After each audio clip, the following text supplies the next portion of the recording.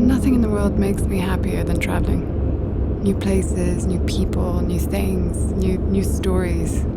It just makes me feel good. It reminds me of my mom's stories. When I was a kid, my mom used to tell me stories. I'd close my eyes and listen to her stories and travel to the land where we came from, which I'd never seen. The place that I'm finally going now.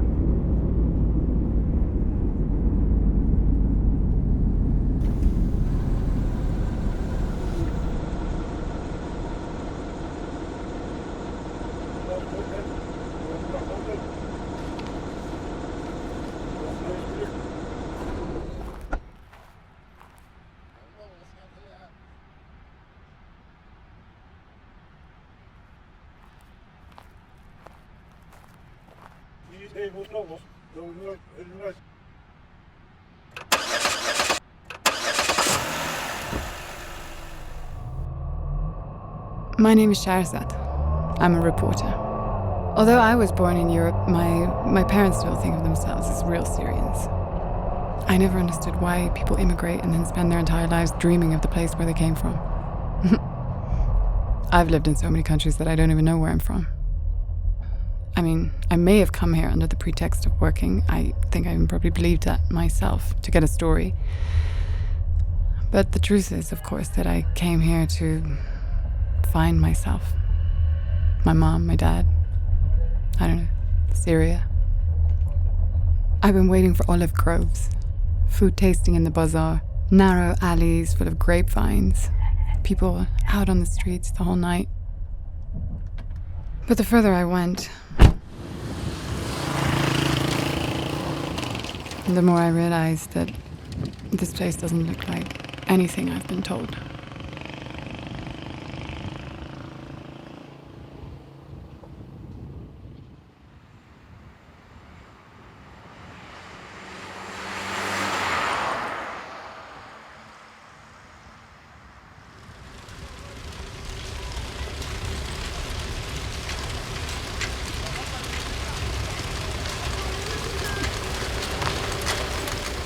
It was just ruins.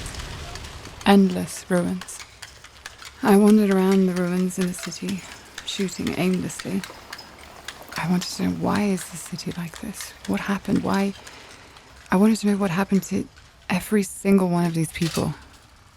Who were they before the war, after the war? When suddenly I just come out of the hotel to buy some cigarettes, and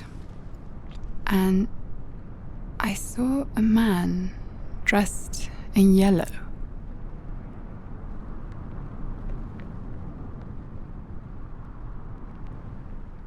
And he was the first one that looked like something out of my mom's stories. Hello?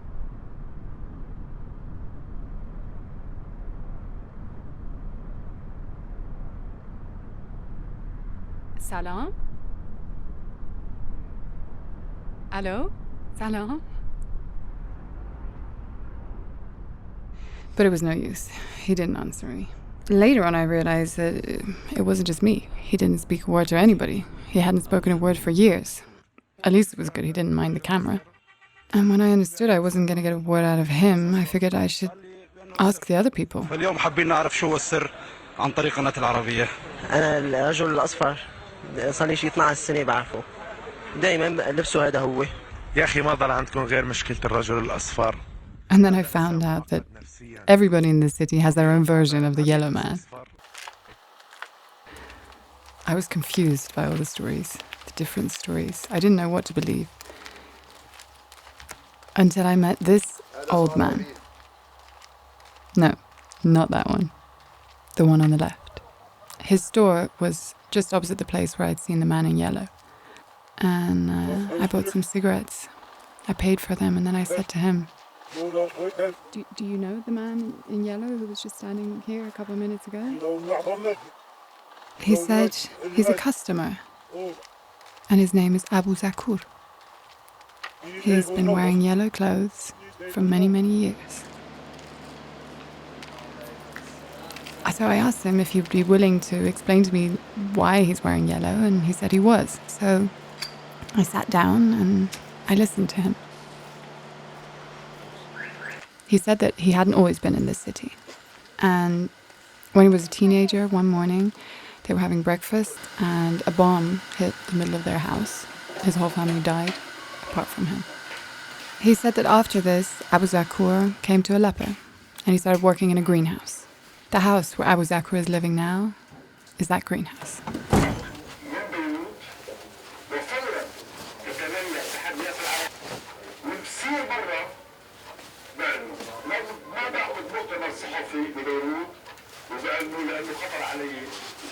And then many years go by and Abu Zakur forgets all the bitter memories and he leads an ordinary life here in Aleppo. And he falls in love with a girl.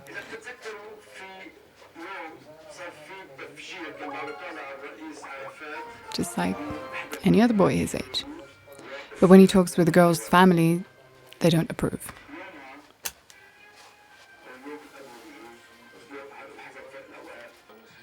Despite the girl's intention, because she's Christian and he's Muslim, there's no way that they would let them get married.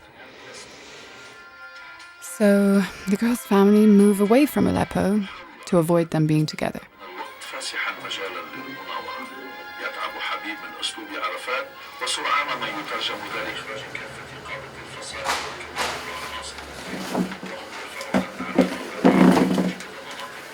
Abu Zakur never fell in love again after that. He lived alone with the memory of that girl.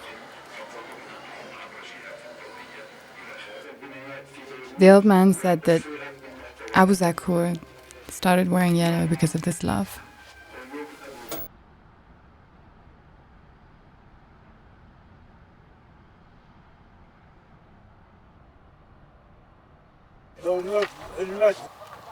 The old man said that many years passed until exactly one day before the fall of Aleppo, Abu Zakur sees the girl again.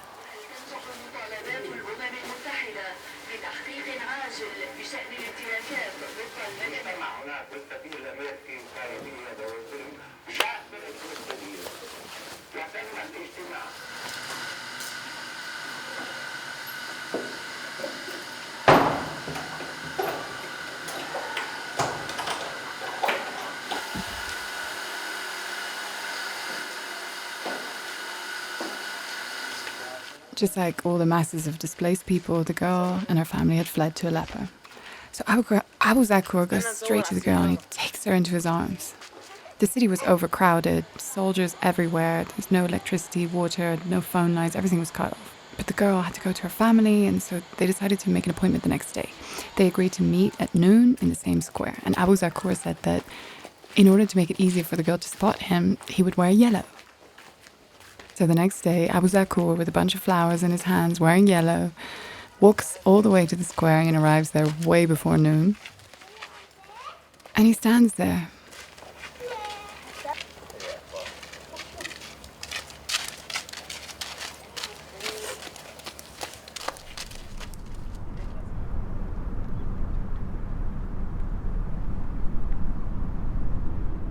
And waits for 3 hours. But there's no sign of the girl. He just stood there watching people celebrating the fall of Aleppo to the Free Army.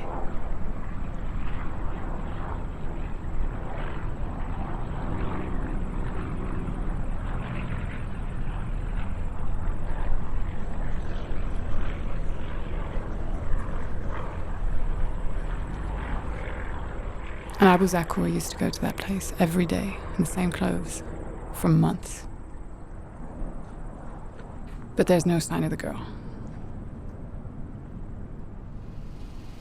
From Aleppo to Homs, Homs to Damascus, Damascus to Kobani, he went looking for the girl, wearing the same yellow clothes to make it easier for her to spot him in a crowded place.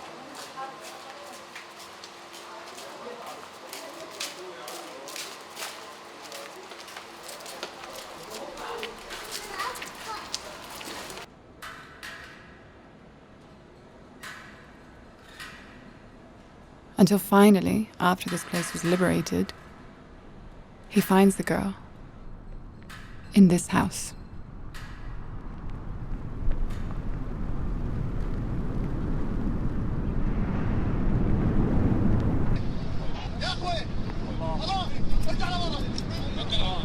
During the retreat from the city, ISIS command ordered for all of the women and children to be killed in the houses, and all of the men to be taken into the desert under the sun, have their clothes taken off, and used as human shields, so that airplanes or drones would recognize them as captives and not bomb ISIS during their retreat. After the retreat was over, they were no longer of much use to them.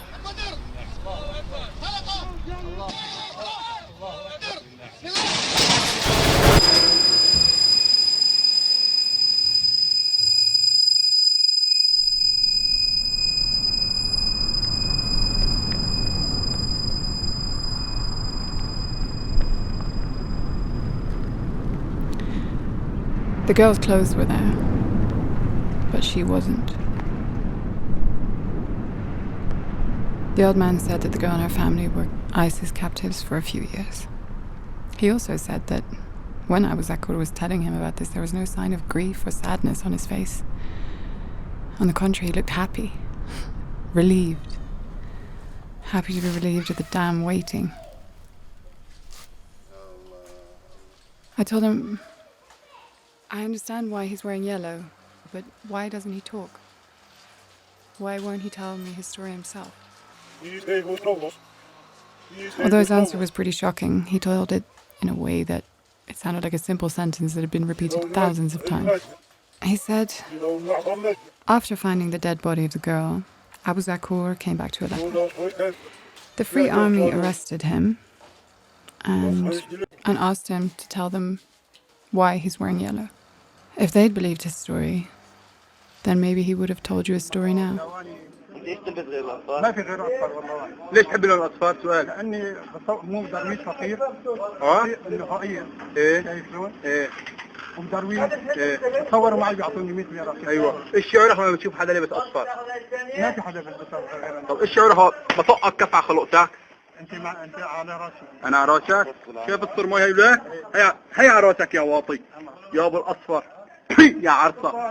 ايش شعورك انت بين الجيش شوفها؟ كيف مبسوط كم راسك ولا وش شعورك بس تخطر عليه هون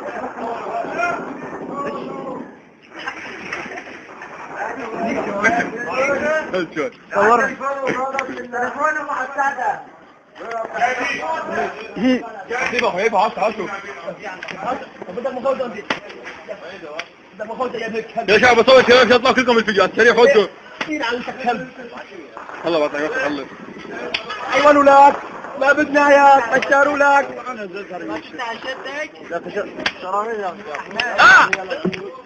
انا سعيد اكثر شيء لاني عباط لك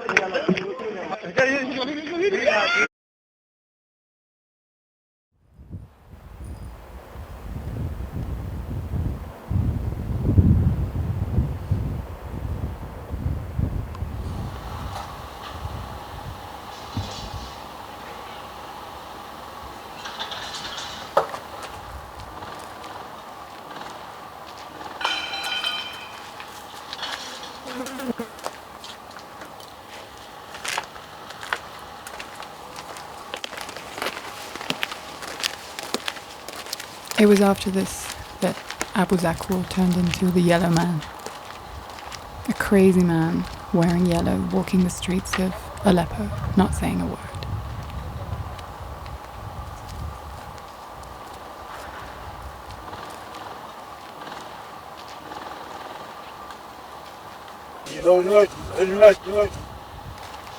I thanked the old man for sharing his story with me. The last day of my trip was over. it was time for me to go.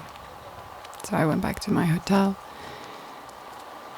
packed my stuff, and got ready for the next story.